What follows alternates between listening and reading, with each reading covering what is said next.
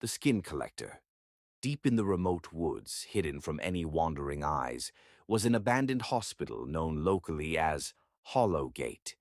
It had been a place of healing once, but now it was the haunting ground of a monster known only in whispers as the Collector. No one really knew what he looked like.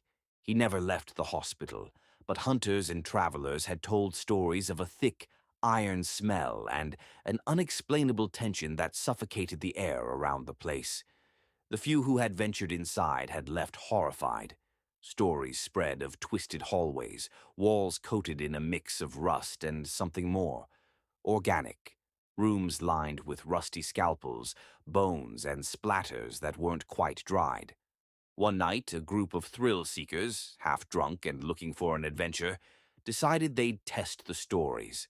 The five of them broke in through a shattered window, laughter and bravado bouncing off the peeling walls. But the laughter died quickly, and only silence remained as they began to explore. In the dim glow of their flashlights, they noticed the rooms looked disturbingly fresh. Steel tables were covered in thick, black-red pools, while torn-up clothes and personal belongings littered the floors as though people had been there recently. Still, they kept pushing deeper into the hospital. As they rounded a corner, they found what looked like a display.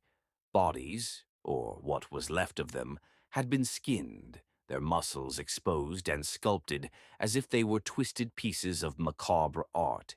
Faces were stretched and nailed to the walls like gruesome masks. Someone was collecting them, keeping pieces of his victims as trophies. One of the group, Sarah, let out a muffled scream, and they all froze, a paralyzing dread gripping each of them. They could feel a presence, something watching them from the shadows. They turned and saw a figure in the darkness, a man hunched and silent.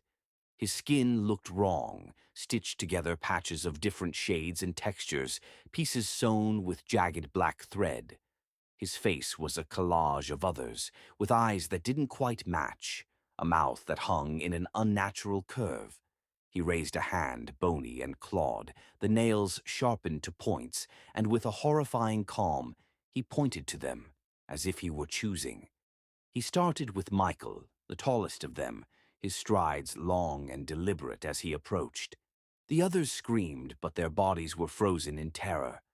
With a sickening crunch, the Collector slammed Michael against the wall, pinning him with a strength that seemed impossible for his skeletal frame.